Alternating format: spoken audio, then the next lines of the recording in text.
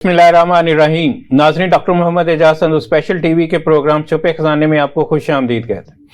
नाज़रीन, आज का जो हमारा प्रोग्राम है वो ख़ास तौर पे पाकिस्तान की इकनॉमिक सिचुएशन के ऊपर है।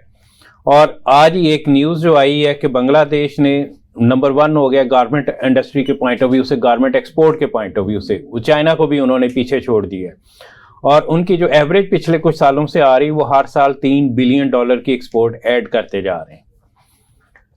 पाकिस्तान में क्या हो रहा है, अगर हम पाकिस्तान की बात करते हैं तो शुरू में पाकिस्तान के पहले चंद साल तो बहुत अच्छे 60s गोल्डन पीरियड कहा जाता है और उसके बाद फिर प्रॉब्लम्स, लेकिन इवन 80s तक भी काफ़ी हालात बेहतर थे। आखिर क्या हुआ, पाकिस्तान क्यों पीछे रह गया और आखिर हम क्या करें कि हमारा मुस्तकबिल बेहतर हो, इस पे आज हम बात करेंगे। हमारे मेहमान हैं नज़ीर हुसैन साहब, जिनकी फ़ॉरेन सर्विस ख़ास तौर पे काफ़ी ज़्यादा की, इनको मुख्तलिफ ममालिक का एक्सपीरियंस भी है और ये बेहतर एनालिसिस कर सकते हैं कि वहाँ क्या होता है और यहाँ क्या प्यार है। जी नज़ीर साहब, थैंक यू आपके आने का, कि आप आए, तशरीफ़ लाए, कुछ टाइम निकाला आपने। तो इकनॉमिक सिचुएशन को आप किस तरह देखते हैं पाकिस्तान की? जी डॉक्टर साहब, आपका बहुत शुक्रिया मुझे मौका देने का, और स्पेशल टीवी का भी बहुत शुक्रिया जिन्होंने हमें ये प्लेटफॉर्म फराहम किया। जो आज का टॉपिक आपने अभी मेंशन किया है, ये तो कोर इशू है हमारा, और आपका सवाल भी खासा मुश्किल है कि हम क्यों पीछे रह गए। रादर पूरे रीजन में पीछे रह गए, पूरे रीजन में पीछे। और फिर आपने कहा कि हमने चंद पहले जो 1 या 2 दहाइयाँ थी वो अच्छी थी हमारी, और कुछ लोग ये भी क्लेम करते हैं कि कोरिया ने हमारे प्रोग्राम को कॉपी किया और उसकी रिवर्स इंजीनियरिंग करके उन्होंने कामयाबी कर ली। बिल्कुल। Let's be realistic and honest and candid with ourselves. बिल्कुल। मैं नहीं कहता हूं कि हम नहीं हैं, but let's try to be. Economy कभी भी हमारा प्रेफरेंस नहीं रहा, हमारी प्रायोरिटी नहीं रही, जबकि पहली प्रायोरिटी होनी चाहिए कि नहीं होनी। जब भी बातें हुई, जब भी स्ट्रेटेजिक कन्वर्सेशंस हुई, जब भी प्लान्स बने, अनफॉर्चुनेटली डिफेंस और सिक्योरिटी नंबर 1 प्रायोरिटी, वो समहाउ उसको प्रेफरेंस दिया गया, या वो नॉट बाय चॉइस, लेकिन शायद कोई ऑप्शन नहीं समझा गया कि कोई और ऑप्शन भी है, तो उसको एज सच कि जी सिक्योरिटी और डिफेंस टेक्स प्रायोरिटी, और इकॉनमी चूँकि उसको सपोर्ट करेगी, बिल्कुल, उसके बगैर डिफेंस और सिक्योरिटी नहीं हो पाएगा। तो लिहाजा जो इकोनॉमिक डेवलपमेंट है वो एक मीन समझा गया उसको प्रॉप अप करने के लिए। बिल्कुल ठीक। आप इससे मेरी सोच के मुताबिक आप इससे अंदाज़ा लगा लें कि इकोनॉमिक डेवलपमेंट हमारी प्रायोरिटी रही या नहीं रही। तो जब आप इकॉनमी को डेवलप करना चाहेंगे किसी और पर्पस के लिए, बिल्कुल, तो फिर कुछ और तरीके से डेवलप होगी। अगर आप इकोनॉमिक डेवलपमेंट करना चाहते हो अपनी आवाम की वेलफेयर के लिए, आपकी कंट्री की स्ट्रेंथ के लिए, ठीक है, और अपने आप को दुनिया की इकोनॉमीज में कोई जगह दिलाने के लिए, तो मेरे ख्याल में फिर प्लान्स भी और होंगे, और फिर उसका मेथोडोलॉजी भी कुछ और होगी, और उसके कंटेंट भी कुछ और होंगे। तो आपका पहले सवाल का तो मेरे ख्याल में जवाब ये है कि हमने इकॉनमी को पहले जो भी 1 या 2 दहाइयाँ अच्छी नज़र आई हमें, शायद उस वक्त सिक्योरिटी इतनी हाई लेवल पे कंसिडर नहीं की जाती थी, और जब कुछ हमें सिक्योरिटी साइड पे या डिफेंस साइड पे सेटबैक्स हुए या इश्यूज फेस किए हमने, तो फिर ग्रेजुअली हमारा जो डायरेक्शन था वो शिफ्ट होना शुरू हो गया इकोनॉमी की तरफ। जब वो शिफ्ट होना शुरू हो गया तो फिर उसके साथ हर चीज चेंज हो गई, सिर्फ इकोनॉमी नहीं, आपकी सोशल डेवलपमेंट, सोशल सेक्टर की डेवलपमेंट, आपकी एजुकेशन सेक्टर की डेवलपमेंट। जी डॉक्टर साहब, यहाँ तक कि जो यूनिवर्सिटीज पढ़ाती हैं वो मे बी अनकॉन्शियसली वो भी चेंज हुआ। अब अगर हमारी सारी फोकस, फॉर एग्जांपल मैं नहीं कहूँगा कि ये ठीक है या नहीं ठीक, जस्ट न्यूट्रल फिजिक्स और केमिस्ट्री और मैथ पे होगी तो इसका क्या मकसद है? मुझे बहुत पहले एक प्रोफेसर ने, मैं यूरोप में था, तो उसने कहा कि आप लोग ह्यूमैनिटीज़ के ऊपर क्यों नहीं फोकस करते? तो आई सेड के what you mean? He said के डू यू नो कि आपका फोकस साइंस और इस पे बहुत ज़्यादा है, in the longer run you are going to grow into an aggressive state. आप देखें, बिल्कुल सही, हाँ बिल्कुल सही, आप सही देख लें उसको। तो अब रीज़न तो मेरे ख्याल में हमने आइडेंटिफाई कर लिया कि हमारी प्रायोरिटी शायद ये नहीं थी। अब कोई खुशकिस्मती है हमारी कि अब हमने सोचना शुरू कर दिया जियो स्ट्रेटेजी से जियो इकोनॉमी की तरफ। ठीक है, अब ये दो मोटे मोटे फ्रेजेस हैं। असल चीज़ बात ये है कि सिर्फ फोकस चेंज करने से तो नहीं होगा। बिल्कुल, हमें उस फोकस के लिए कुछ और भी करना होगा। कुछ और से मेरी मुराद ये है कि एक कॉन्शियस डिसीजन लेना होगा। बिल्कुल, और फिर अपने लिए एक गोल सेट करना होगा। सिर्फ ये कह देना कि हम इकोनॉमिक डेवलपमेंट करेंगे, मेरे ख्याल में ये लेमैन लैंग्वेज है। असल बात यह है डॉक्टर साहब, let's say down the line 10 years आप पर कैपिटा इनकम को कहाँ ले जाना चाहते हो? बिल्कुल, टारगेट सेट करें, लेट्स सेट दैट वे। आप सोशल वेलफेयर को किधर ले जाना चाहते हो? मीन्स एजुकेशन को।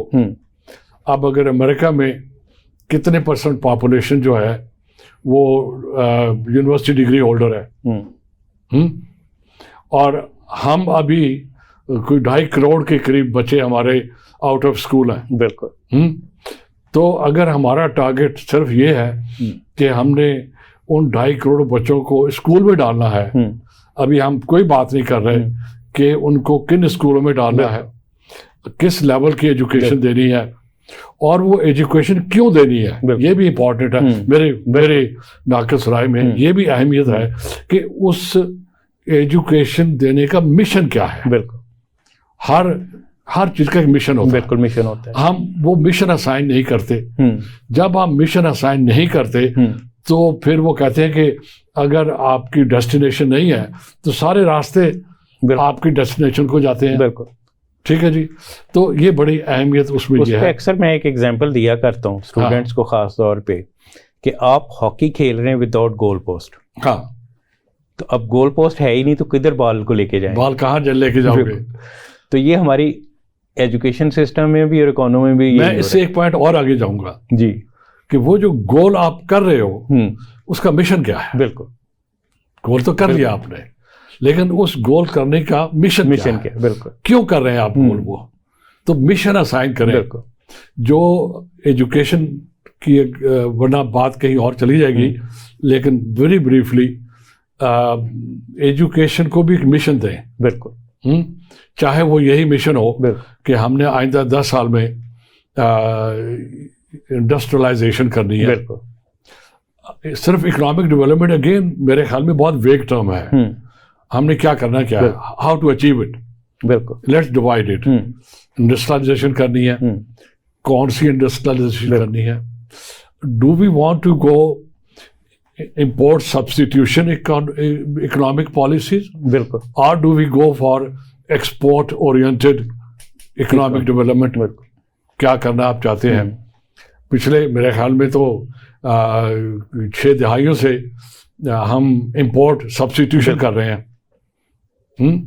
इंपोर्ट कर रहे हैं, सब्स्टिट्यूशन तो हो ही नहीं रही बेसिकली। नहीं, जो भी इंडस्ट्रियलाइजेशन भी जो हो रही है वो भी इसी एंगल से हो रही है कि पहले हम शायद बाहर से लेते थे, जब हमने देखा कि हम बाहर अफोर्ड नहीं कर सकते तो ऐसी तैसी करके यहाँ से बना ली, और वो जो बनाई वो भी सब्सिडी बेस्ड थी। बिल्कुल, बहुत सी अभी इंडस्ट्री हमारी है, मेरा नहीं ख्याल के वो ग्लोबल लेवल पे ओपन मार्केट में compete कर पाएगी। तो हमने कभी भी अपनी इंडस्ट्री को भी ये इसके लिए ट्रेन नहीं किया, इनके लिए उनकी कैपेसिटी भी बिल्ड नहीं की, और शायद हमने उनको कन्विंस में नहीं किया कि आपने अपने पैरों पे खड़े होना है, और जो भी चीज़ आप बना रहे हो जो भी आपने टेक्सटाइल का एग्जाम्पल दिया, तो बांग्लादेश तो कॉटन भी ग्रो नहीं करता। बिल्कुल नहीं।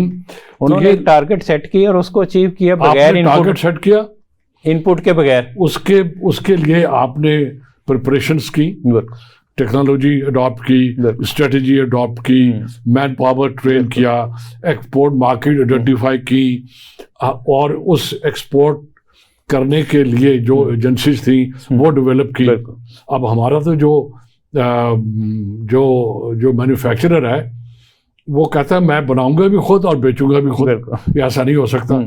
उसकी वजह फिर यही है कि एक आदमी मैंने देखा, मैं नाइजीरिया में पोस्टेड था, एक फार्मास्यूटिकल कंपनी आई तो कहने लगी कि हम अपनी मेडिसिन यहाँ एक्सपोर्ट करना चाह रहे हैं। तो मैंने कहा भी आपका तो फील्ड एक्सपोर्ट का नहीं है, आप तो मैन्युफैक्चरर हो, आप अली बाबा को ले लें, अली बाबा बनाता है कुछ, ठीक है, अली बाबा आधा चाइना बेचता है बाहर, तो उसको दें जिसका काम है। अब हम बनाएंगे भी खुद, मार्केटिंग भी खुद ही करेंगे, बेचेंगे भी खुद है, तो मेरे ख्याल में इस तरह नहीं चलता। लिहाजा अगेन बिल्कुल to the point, economy was never a priority. अब शायद वक्त आ गया है कि अब हम सिक्योरिटी को, डिफेंस को और इकॉनमी को सेपरेट कर लें, एक दूसरे पे डिपेंडेंट ना रखें। सिक्योरिटी को इंश्योर करने के और भी तरीके हैं, किसी भी काम करने के एक से ज़्यादा तरीके होते हैं, ठीक है जी। आप सिक्योरिटी को और भी तरीके से कर सकते हो। आप सवाल पूछेंगे, मैं उसका कोशिश करूंगा जवाब देने की, लेकिन इकोनॉमिक साइड के ऊपर लेट्स से हमने अपनी per capita income next 10 years में यहाँ ले जानी है। हाउ टू डू इट, लोगों को प्रिपेयर करें, उसके लिए बेसिक चीज़ जो होगी वो स्किल बिल्डिंग होगी, कैपेसिटी बिल्डिंग होगी। तो आया हम लोगों की कैपेसिटी बिल्डिंग के ऊपर फोकस करते हैं या नहीं करते? अब कैपेसिटी बिल्डिंग कौन करेगा, नंबर 1। नंबर 2, ये जो सवाल आपने पूछा, ये सोचेगा कौन सोचेगा? लीडर सोचेगा। मैं तो ये कहूँगा पाकिस्तान का लीडरशिप डेफिसिट बहुत हाई है। बिल्कुल आपने सही कहा, असल इशू ही हमारा लीडरशिप डेफिसिट, पहले आप उसको एड्रेस करें। अब ये नहीं होगा कि आप लीडरशिप को एड्रेस करते बाकियों के ना करें, लेकिन जब आपके पास एक कॉम्प्रिहेंसिव प्लान होगा, हाउ टू डू इट, बिल्कुल, you know what to do. हम सब बातें करते हैं, मुझे ईमानदार होना चाहिए, लेकिन डॉक्टर साहब मैं कैसे ईमानदार होऊंगा? हमारे फैसले सही होने चाहिए। हमारे फैसले सही कैसे होंगे? जब हमें डिसीजन मेकिंग सिखाई जाएगी, जब हम डिसीजन मेकिंग सीखेंगे। मैं ईमानदार उस वक्त हूँगा जब मुझे ईमानदार होना सिखाया जाएगा। आपके इजाज़त से मैं छोटा सा एग्जांपल देना चाहता हूँ, बड़ी है। जी जी बिल्कुल। एक होता है ग्रुप थिंक। ग्रुप थिंक क्या है? आपकी पार्लियामेंट है से लाहौर में, उन्होंने कहा कि हम अपनी तनख्वाहें जो हैं वो 350% बढ़ा लेते हैं। वो उन्होंने बढ़ा ली। अब वो से एक्स नंबर ऑफ लोग हैं, उसमें से कोई 10% ऐसे भी हैं जो समझते हैं कि ये तनख्वाह बढ़ाना ठीक नहीं है ना सोशली एक्सेप्टेबल है, ना एथिकली एक्सेप्टेबल है, और मॉरली तो मेरे ख्याल में बहुत ही ख़राब है, क्योंकि आम आदमी की हालत ठीक नहीं है। वो जो 10% लोग हैं वो डिसेंट नहीं करते, वो अपोज करने एक और बात है, लेकिन वो इख्तलाफ नहीं करते।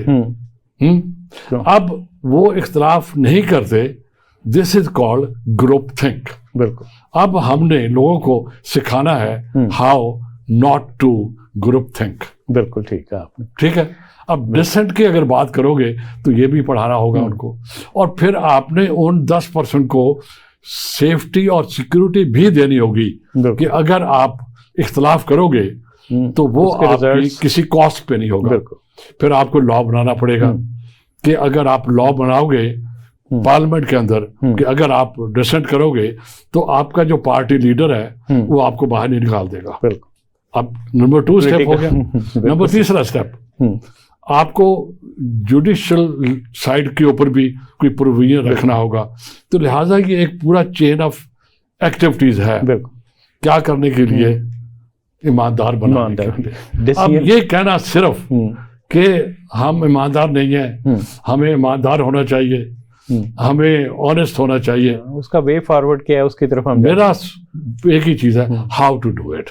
Let's focus how to do it, and how to do it is the capacity.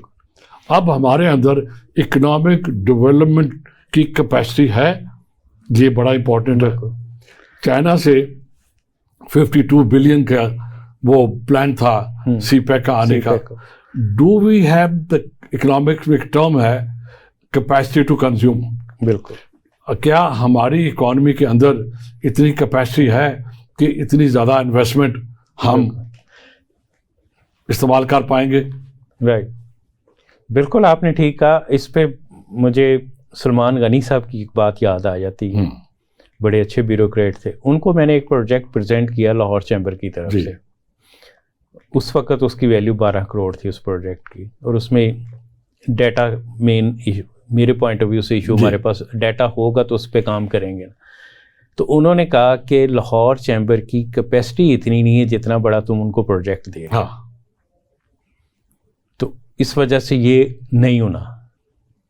तो सीपैक जब आया जी, और मेरा अंदाज़ा नहीं है, मैं ये जसारत करूँगा कहने की, अभी भी मेजॉरिटी पाकिस्तानीज़ को नहीं क्लियर बिल्कुल कि सीपैक की डेफिनेशन क्या है। वो समझते हैं कि एक सड़कों का जाल है, या BRI जो बेल्ट रोड इनिशिएटिव है जी, उसका मिशन क्या है। बिल्कुल, जो हम मिशन की बात कर रहे थे, आया सीपैक को हमने कोई मिशन दिया जी? अगर ये मिशन दिया होता कि सीपैक का मिशन है पाकिस्तान में इंडस्ट्रियलाइजेशन, ठीक है, मसला ये कि मिशन तो चाइना ने दिया उसको, हमने नहीं दिया। नहीं, हम तो अपनी बात कर रहे हैं ना। अगर देखो, अगर उन्होंने भी दिया तो हमने भी उस मिशन को अडॉप्ट करना चाहिए था। हमें उस मिशन को जैसे कहते हैं इंटरनलाइज करना चाहिए था। अब इंटरनलाइज करने के लिए भी कुछ ना कुछ करना होगा, कैपेसिटी बिल्ड करनी होगी। बल्कि उससे पहले मेरे हिसाब से एक और चीज़ आती है कि क्या हमने चाइनीज से पूछा कि उनका मिशन क्या है इसका? इसके लिए भी कैपेसिटी चाहिए। इसके लिए भी कैपेसिटी चाहिए कि हम वो जो उस्ताद पढ़ा रहा है, वो जो तालिब इल्म पढ़ रहा है, आया कि उस तालिब इल्म के अंदर वो बेसिक नॉलेज है कि वो एडवांस लेवल की, आपने कहा कि आप स्पेस में आपने डॉक्टरेट की है जी, ठीक है। अब एक स्टूडेंट को आप पढ़ा रहे हैं, आया कि उसकी फाउंडेशन बनी है, बिल्कुल, कि वो उसको समझ सके।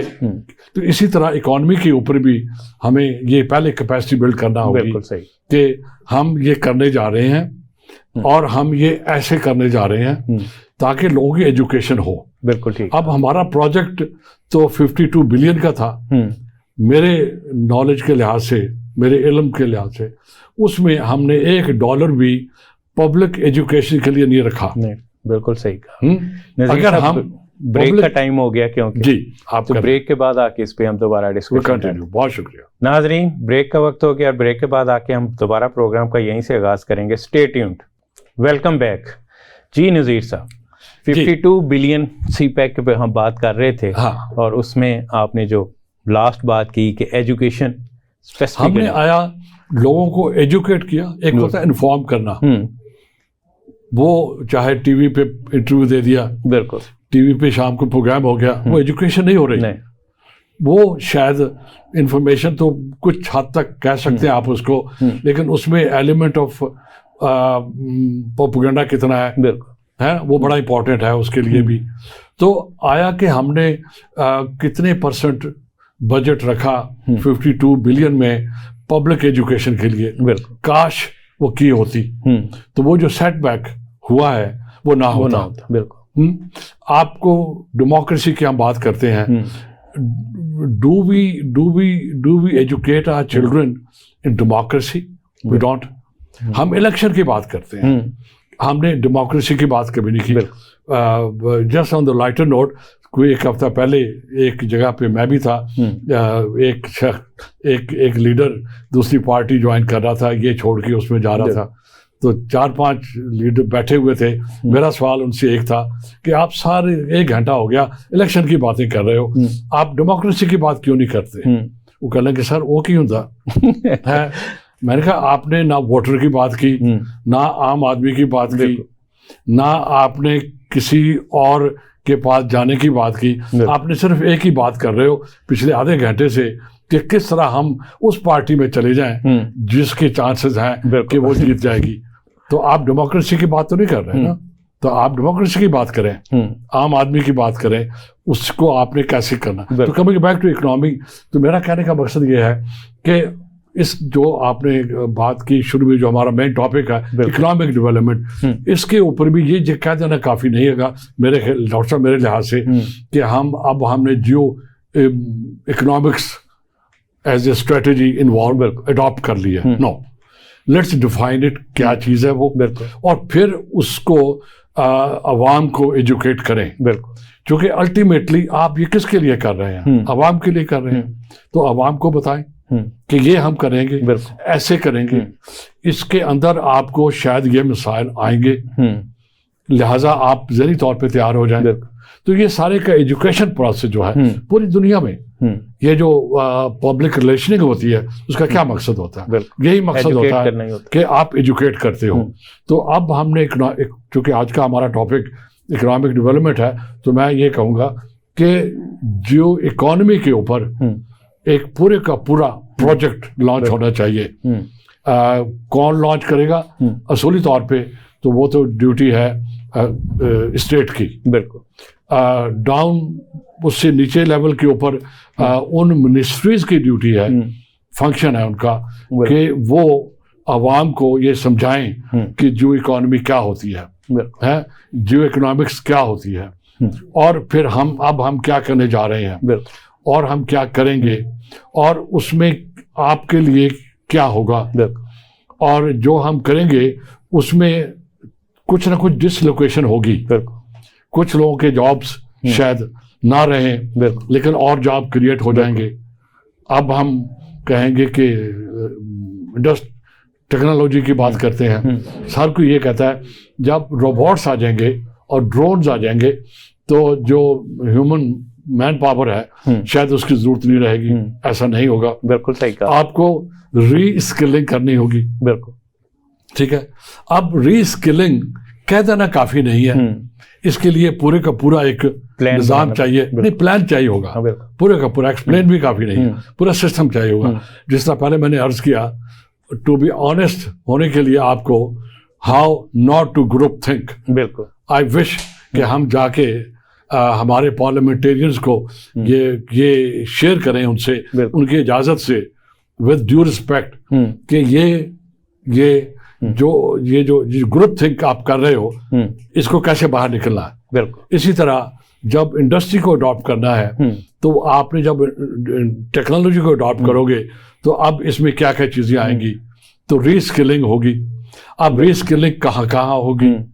आजकल आप मुझसे पूछेंगे कि आर्टिफिशियल इंटेलिजेंस की बात हर कोई कर रहा है, हर कोई तो कर रहा है, लेकिन आया हम इस पोजीशन में हैं कि एआई से फायदा उठा सके, या हमने सिर्फ एआई को प्रोपेगेंडा के लिए इस्तेमाल करना है? इस पे एक इंटरेस्टिंग चीज़ मैं आपके साथ शेयर करता हूँ, क्योंकि पिछले कुछ अरसे से इस पे मैं काफ़ी काम कर रहा था कि इसको लिंक करते हैं इंडस्ट्रियल रेवोल्यूशन के साथ। इंडस्ट्रियल रेवोल्यूशन 4 जो थी वो प्योर एआई रोबोटिक्स की बात हम बात करते हैं। अब है इंडस्ट्रियल रेवोल्यूशन 5 और उसके साथ है सोशल 5। सोशल 5 का कंसेप्ट जापान ने दिया और उन्होंने कहा कि जी जिस तरह इंडस्ट्रियल रेवोल्यूशन 0, 1, 2, 3, 4, 5 है, इसी तरह सोशल भी 0, 1, 2 के बिल्कुल ऐसा होगा। जंगल एज से लेकर स्टोन एज जिसको हम कहते हैं, और वहाँ से हम ऑटोमेशन पे आ गए हुए हैं। तो इसमें भी डिफरेंट डेवलपमेंट्स हुई हैं। तो इसमें मैंने अपनी इंडस्ट्री के साथ चेक किया, इंडस्ट्री हमारी अभी तक 2 पे ज़्यादा था। हाँ। 3 भी नहीं, 4। तो मैं तो पिछले 5 साल से ये कह रहा था जंप टू 4। हाँ। अब जंप टू 4 की जब हम बात करते हैं तो हमें मैन पावर को ट्रेन करना है, क्योंकि वो मैन पावर अगर क्रिएट होगी तो वो काम करेगी ना। डॉक्टर साहब उससे भी पहले वो जो इंडस्ट्री का मालक है, बिल्कुल उसको माइंडसेट उसका चेंज, उसका वर्ल्ड व्यू चेंज करें। बिल्कुल है, सिर्फ माइंड भी काफी नहीं है, उसका वर्ल्ड व्यू क्या है वो है। अगर उसका world view let's call it modern नहीं है, बिल्कुल, और वो मॉडर्निटी में नहीं जाना चाह रहा, मॉडर्निटी इज अ फिनोमेना, एक कंडीशन है, एक सिचुएशन है। अब हम अगर मॉडर्निटी को ले लें, this is a modern world, उस सेंस में नहीं कि मैंने सूट पहना हुआ है। हम तो ये समझते हैं कि मैंने सूट पहन लिया तो मैं मॉडर्न हो गया। मॉडर्निटी की जब हम बात करते हैं तो जो आपने कहा कि we are into 5th industrial revolution, this is modernity. अब ये वक्त है कि हम, आपने कहा LCCI के जो चैम्बर के जो लोग हैं उनमें कैपेसिटी नहीं है। तो अगर मुझसे कोई ये पूछे, मैं तो पहले ये कहूँगा कि लेट्स ट्रेन LCCI के जो भी स्टेक होल्डर्स हैं उनको कि कैसे है ये, ताकि जब आप उनको उनका माइंड इन्फ्लुएंस कर लोगे फिर मैन पावर का वक्त भी आ जाएगा। अदरवाइज वो जो सेठ है वो तो तिजोरी नहीं छोड़ता, बिल्कुल है, वो इस तरफ इन्वेस्टमेंट वो वहीं बैठता है। R&D मेन इशू है हमारा, प्राइवेट सेक्टर में R&D होती है, R&D नहीं होती। अब R&D नहीं हो सकती उनसे। मैं आपको एग्जांपल देता हूँ। आज से 10 साल पहले अमेरिका ने, उनके किसी एजेंसी ने $10 बिलियन यूनिवर्सिटीज को असाइन किए, और किस पे किए? आर्टिफिशियल इंटेलिजेंस के। 10 साल में America is the leader in AI। China ने, ठीक है, चाइना से बहुत खबरें बाहर नहीं आती, लेकिन स्टेट इंटरवेंशन होती है। अब वो बगैर AI के, अगर हम ये समझें, मैंने बिल गेट्स का वो प्रोग्राम पढ़ रहा था, उनका एक नोट पढ़ रहा था, उसका एक पूरा प्रोग्राम है, वो कहते हैं बिल गेट नोट्स। तो उसने कहा कि हम इस इल्यूजन से बाहर निकल आए कि हम बगैर चाइना के AI रेवोल्यूशन ले आएंगे। No, we have to take them along. तो अब कहने की बात यह है कि जब तक कि हम सबसे पहले तो प्लानर्स जो है हमारे इस्लामाबाद में बैठे हुए हैं, जब तक कि आप उनको ऑन बोर्ड नहीं लोगे, लेकिन फिर कौन ऑन बोर्ड होगा उनको, सवाल उससे भी एक ऊपर जाता है कि उनको कौन ऑन बोर्ड लेगा। उनको ऑन बोर्ड लेगा, वो लेगा, फिर पार्लियामेंट लगी। अब पार्लियामेंट में कौन लोग हैं? मेंबर ऑफ पार्लियामेंट हैं। Are they up to date on technology, on 5th industrial revolution? Are they up to date on AI? ये क्या करेगी? अब AI तो बहुत काम कर सकती है। वो जो आज आप फार्मास्यूटिकल रिसर्च करते हैं, बिल्कुल उसमें सबसे आगे है वो, बिल्कुल ठीक है। ड्रोन को आप लेते हो तो ड्रोन सिर्फ किसी के ऊपर बम फेंकने के लिए नहीं है।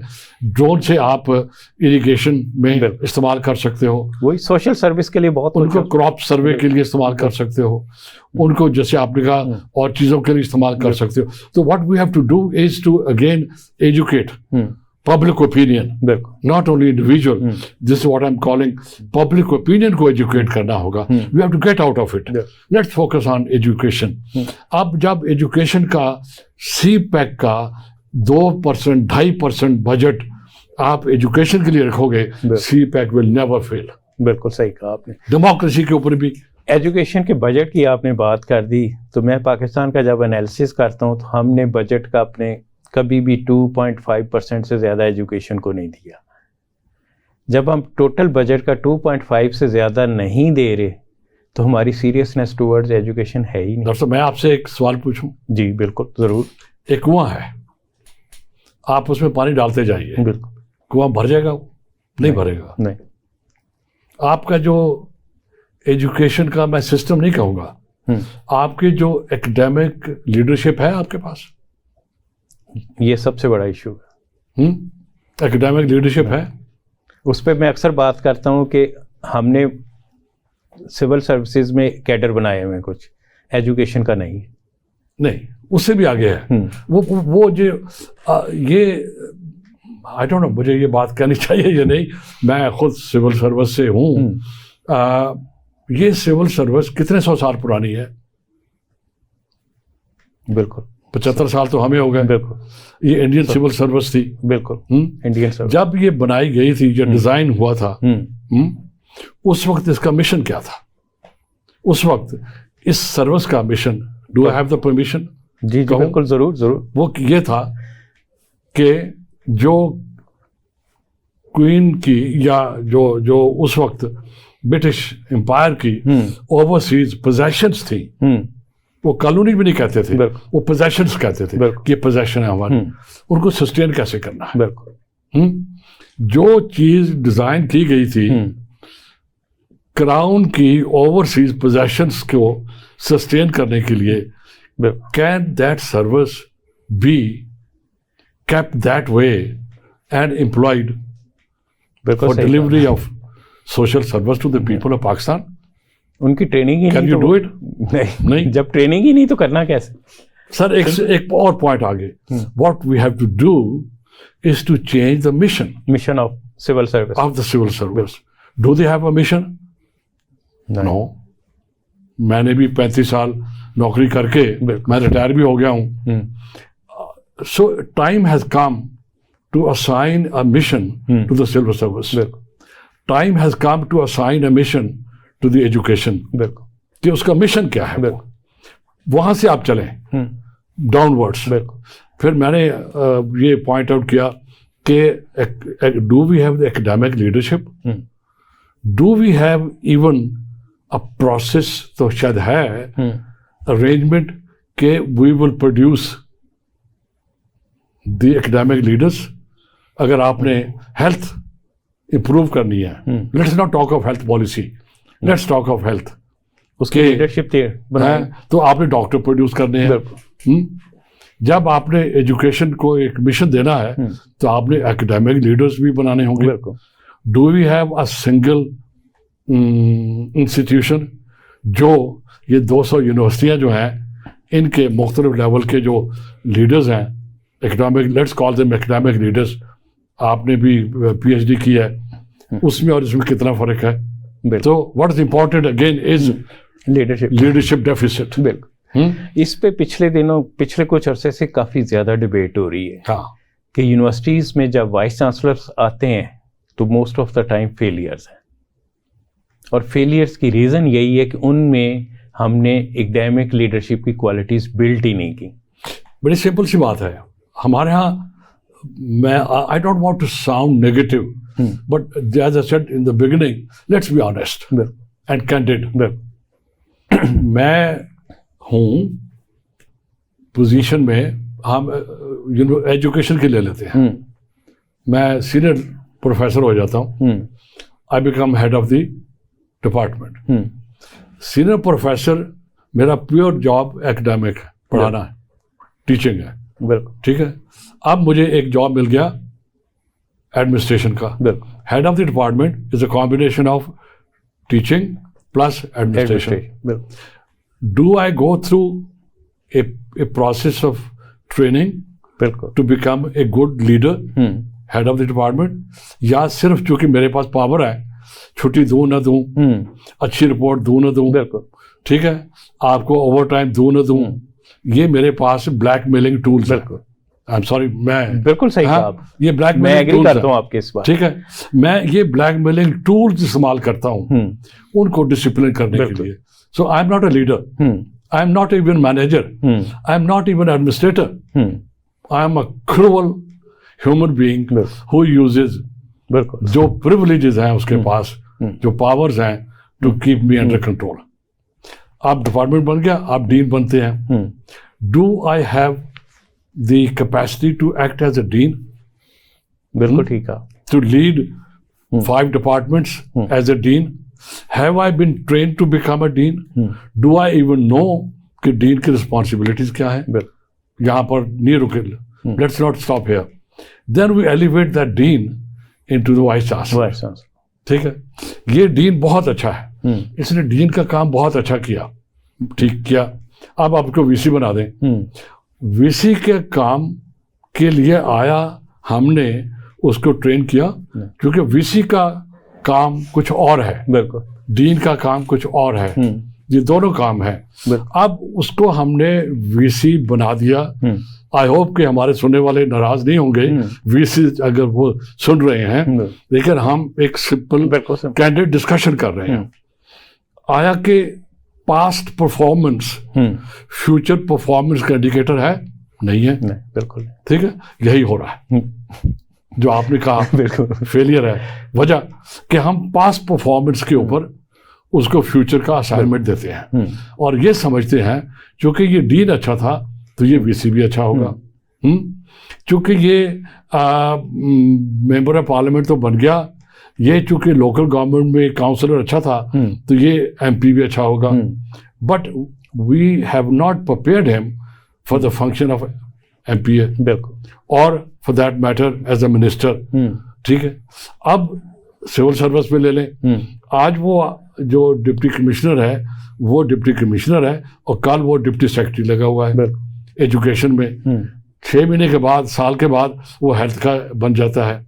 बिल्कुल. आप मुझे बताइए, एक तरफ आप बात कर रहे हो उसके बाद रेवेन्यू में चला जाए, 5th इंडस्ट्रियल रेवोल्यूशन की, और एआई का इस्तेमाल फार्मास्यूटिकल मैन्युफैक्चरिंग के लिए, और हमारी पूरी बॉडी का डीएनए बना हुआ है. मुझे स्पेशलिस्ट को ये भी पता है कि मेरे दादा को क्या बीमारी थी और वो प्रिडिक्ट कर लेंगे थ्रू एआई कि मेरे जो बच्चे बच्चों के बच्चे होंगे उनमें क्या प्रोबेबिलिटी होगी कि वो बीमारी जो मेरे 6 जनरेशन पीछे थी वो आगे जाएगी.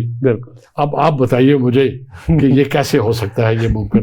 तो सबसे बड़ी बात ये है कि let's focus on human development. बिल्कुल. इकोनॉमिक की बात करें, ह्यूमन डेवलपमेंट, जब तक 200 यूनिवर्सिटियां इस काबिल नहीं होगी कि वो 21st सेंचुरी के मुताबिक इकोनॉमिस्ट प्रोड्यूस ना करें, उस वक्त तक नहीं होगा. बिल्कुल. अब 200 यूनिवर्सिटियां मिलके 2 डजन इकोनॉमिक डेवलपमेंट के लिए डेवलपमेंट इकोनॉमिस्ट नहीं प्रोड्यूस कर पाई. वो फाइनेंस के लोग नहीं कर पाए जो हमारे कंट्री के फाइनेंस हैंडल करें. हम अब आईएमएफ के पास जाते हैं, उनकी जो एडवाइजर है वो हार्वर्ड की एसोसिएट प्रोफेसर है. तो क्या 200 यूनिवर्सिटियों में कोई ऐसा बंदा नहीं है जो कि एडवाइजर बन सके आईएमएफ का? अगर नहीं है तो ये सोचने का वक्त है. अगर है, मैं तो कहूँगा नहीं है. अब वो क्यों नहीं है?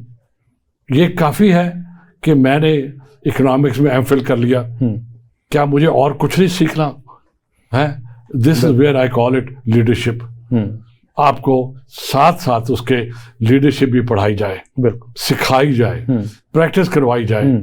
कल आप प्रोफेसर से हेड ऑफ द डिपार्टमेंट बने, you are already a leader. फिर आप डीन बने, you are already a leader. फिर आप जब वीसी बने, यू ऑलरेडी नो कि आप एकेडमिक लीडर हो. क्या ये काफ़ी है कि मैं सिर्फ यूनिवर्सिटी का मुझे पता हो, मुझे ये ना पता हो? कोई मैं ज़्यादा तो नहीं कह रहा हूँ. नहीं, बिल्कुल ठीक है कि आउटर वर्ल्ड में क्या है कि ये जो प्रेसिडेंट है यूनिवर्सिटी का, is he in communication with your national leadership? Does he have their ear? Does he know कि मेरी क्या कंट्रीब्यूशन है टू दी नेशनल डेवलपमेंट? बिल्कुल. जिस इकोनॉमिक डेवलपमेंट की आप बात कर रहे हो, does that professor of economics know कि मेरा क्या रोल है उसके अंदर? मैंने जो प्रोड्यूस करनी है ह्यूमन कैपिटल, वो उनके लिए कैसे सूटेबल होगी या होगी?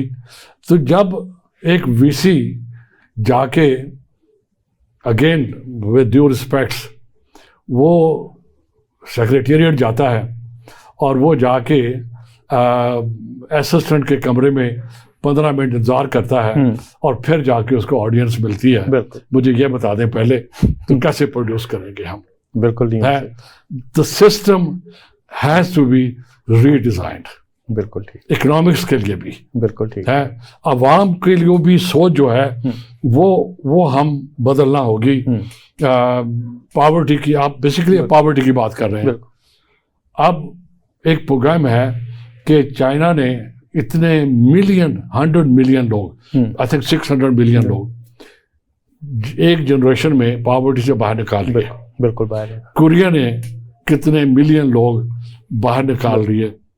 हमारा बेनजीर इनकम सपोर्ट प्रोग्राम आया कि उसका मिशन है टू एड्रेस पॉवर्टी और हेल्प द पुअर। ये दोनों मुख्तलिफ चीजें हैं। आया do they have what I would call it exit strategy? Exit means exit from poverty. Do they have the, क्योंकि प्रोग्राम का टाइम खत्म हो गया, ये एक ऐसा टॉपिक है कि इस पे हमें अच्छा खासा टाइम चाहिए, तो मैंने ये सोचा है कि इसके ऊपर ख़ास तौर पे पॉवर्टी एलिवेशन के ऊपर हम एक प्रोग्राम रखते हैं, उसमें भी काफ़ी सारी चीज़ें आएंगी। डॉक्टर साहब, तो उसके लिए हम आपको दोबारा तकलीफ देंगे। आपका बहुत शुक्रिया। और अगेन मैं फिर कहूँगा स्पेशल टीवी का शुक्रिया और हमारे ऑडियंस का भी बहुत शुक्रिया। और हमें बर्दाश्त हमारी डिस्कशन थोड़ी सी कैंडिड थी, I will call it in commerce honest थी। पर्पज़ यही था ताकि जो मैसेज जाए वो जो हमारी सोच के मुताबिक जो होना चाहिए वो किया जाना चाहिए। तो बिल्कुल वंस अगेन बहुत शुक्रिया आपका। आपका भी बहुत शुक्रिया जी। नाजरीन, प्रोग्राम का वक्त क्योंकि ख़त्म हुआ चाहता है तो मैं एंड पे सिर्फ एक ही बात करूँगा जो नज़ीर हुसैन साहब ने बात की है कि हमें अपनी डायरेक्शन को ठीक करने की ज़रूरत है, और डायरेक्शन को अगर हमने ठीक करना है तो हमारा विजन और मिशन फिर ठीक होना चाहिए, तब हमारी डायरेक्शन ठीक हो सकती। इसके साथ अपने मेज़बान डॉक्टर मोहम्मद एजाज संधू को इजाज़त दीजिए। अल्लाह हाफ़िज़।